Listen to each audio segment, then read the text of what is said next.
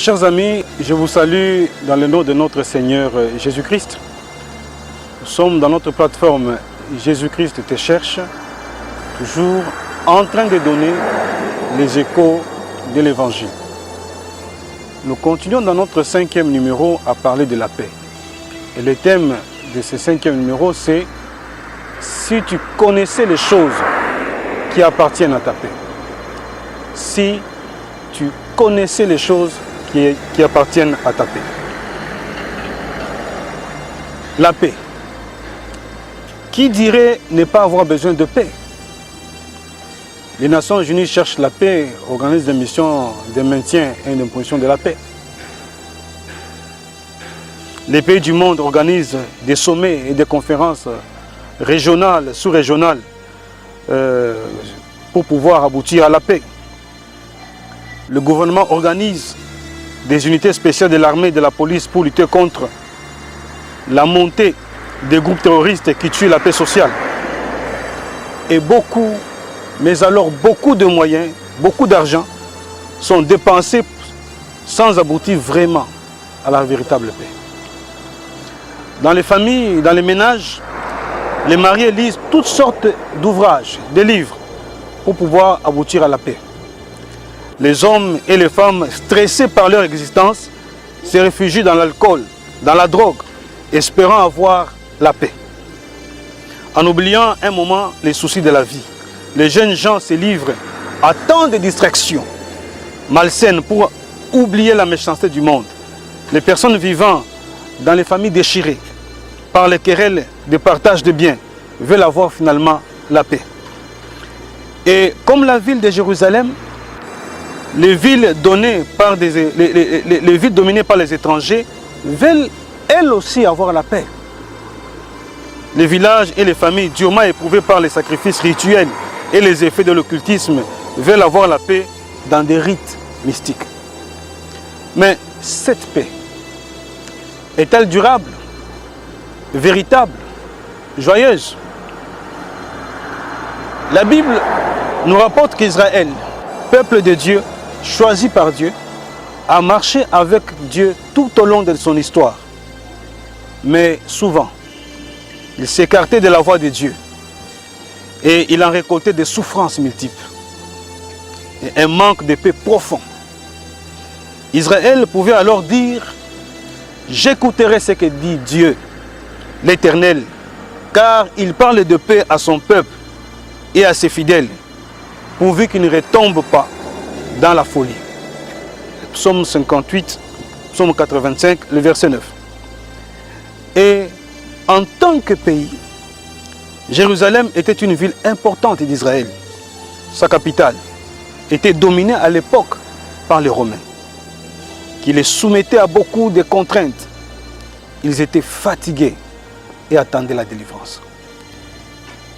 Israël était donc tombé sous la domination du peuple étranger à cause des multiples désobéissances à Dieu.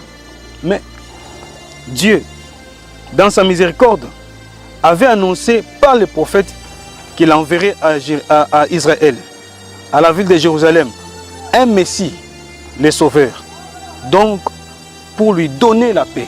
Et ce Messie, c'est Jésus-Christ de Nazareth. Alors, la Bible dit, sois transporté d'allégresse, fille de Sion, pousse des cris de joie, fille de Jérusalem. Voici ton roi vient à toi, et juste et victorieux, il est humble et monté sur un âne.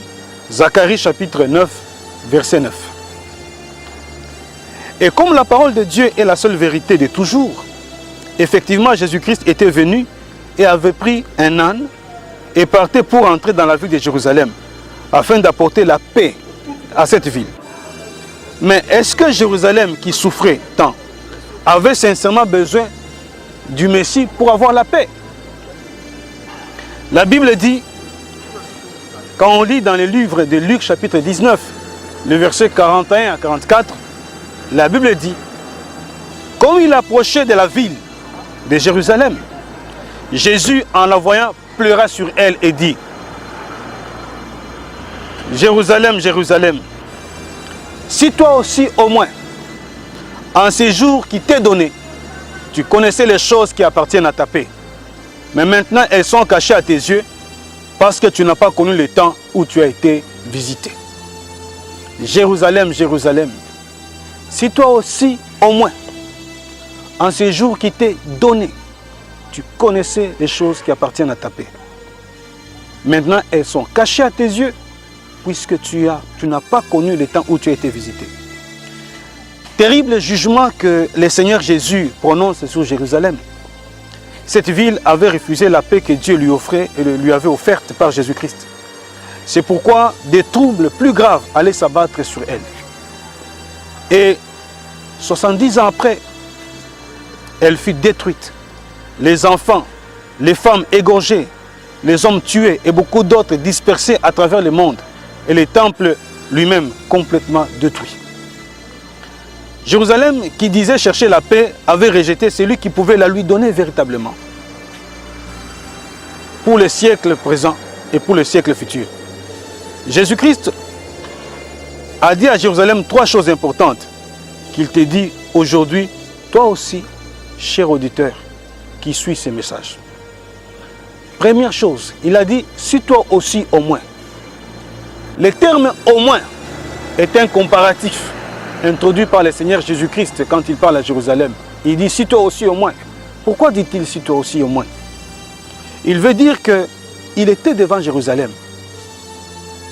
Est-ce que Jérusalem écouterait la parole de Dieu? Tu peux remplacer le nom de Jérusalem par ton propre nom. Mathieu, Franck, Patrick, Cédric, je ne sais pas. Valo, je ne sais pas. Il dit, si toi aussi au moins. Ça veut dire que avant d'arriver à Jérusalem, Dieu avait parlé à d'autres villes qui n'avaient pas écouté. Et ils ont été punis. Mais Dieu espérait que cette fois-ci au moins Jérusalem écouterait. Et quelles sont les villes qui ont été punies? Sodome, Gomorrhe, Tyr, Sidon. Ils ont négligé le message de Dieu. Ils ont refusé et Dieu les a détruites. Est-ce que Jérusalem écouterait? Deuxième chose que Jésus a dite en ces jours qui t'est donné. Et Jésus va dire la troisième chose. Tu connaissais les choses qui appartiennent à ta paix.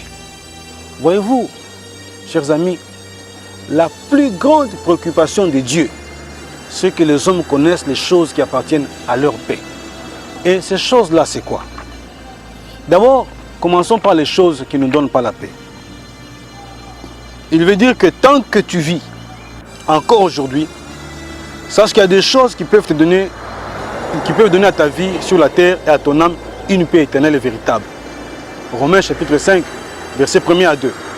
Mais quelles sont avant tout les choses qui ne peuvent jamais donner la paix avec Dieu et peuvent te priver du salut? Premièrement, c'est l'orgueil et la suffisance intellectuelle qui te font penser que la foi chrétienne est une affaire des pauvres et des chômeurs, que ce sont ceux qui souffrent et qui ont besoin de Jésus, mais que toi qui es bien, tu n'as pas besoin de Jésus. Mais cette conception, elle est erronée. Elle peut te priver du salut. Deuxièmement, l'incrédulité, qui te fait penser qu'il n'y a aucun jugement après la mort. La Bible dit que le méchant dit dans son cœur, il n'y a point de Dieu, il ne punit pas. Les choses sont toujours ainsi comme au commencement. La troisième chose, c'est l'occultisme. L'adhésion à une société secrète ou à une loge qui enseigne que tout est neutre. Il n'y a ni bien ni mal. Il n'y a ni ange ni démon. Or, la Bible dit, malheur à ceux qui appellent le mal bien et ceux qui appellent le bien mal. Quatrième chose, des choses qui peuvent priver la paix avec Dieu pour toujours. L'adultère et la fornication. La Bible dit que le mariage soit honoré de tous. Et les lits conjugales exempts de souillure, car Dieu jugera les débauchés et les adultères. On peut lire ça dans Hébreux chapitre 13, verset 4. Il y a encore les vols, le détournement, le meurtre par avortement, empoisonnement, sorcellerie, le mensonge sous toutes ses formes. C'est considéré comme étant chrétien de naissance et tant d'autres choses. Alors, mon ami, pour terminer, la religion, fréquenter habituellement un groupe sans donner sa vie à Jésus-Christ, le fait de considérer Jésus simplement comme un bienfaiteur, non pas comme un Seigneur, à qui on doit donner véritablement toute sa vie. Toutes ces choses ne peuvent te donner la paix. Mais quelles sont les choses qui appartiennent à ta paix? Éviter les pièges de Jérusalem. Premièrement, tu dois accepter que tu es un pécheur et perdu, tant que tu n'as pas donné sincèrement ta vie à Jésus-Christ. Deuxièmement, reconnais que tu ne peux pas te sauver toi-même et que seul Jésus-Christ qui a versé son sang peut te sauver. Troisièmement, reconnais que malgré que tu te réclames d'une religion, ta vie est encore embourbée dans beaucoup de péchés. Autant que tu n'es pas sûr que si tu meurs aujourd'hui, tu irais au ciel. Quatrièmement, décide de tout ton cœur de demander personnellement pardon à Jésus pour tes péchés. Alors tu peux être sûr que tu peux avoir la paix. Et cinquièmement, humilie-toi en disant à Dieu, je vis d'une manière qui ne me donne pas l'assurance que si je meurs aujourd'hui, j'irai au ciel. Je n'ai pas de paix intérieure, malgré tout ce que je fais. Mais aujourd'hui, je te demande pardon, Seigneur Jésus, pour tous mes péchés. Accepte-moi comme ton fils. Lave-moi par le sang que tu as versé à la croix. Et dirige désormais ma vie, afin que je bénéficie de toi, la paix qui est présente et ce qui est à venir que tu as promis à ceux qui te chercheront. Que Dieu vous bénisse et à la prochaine.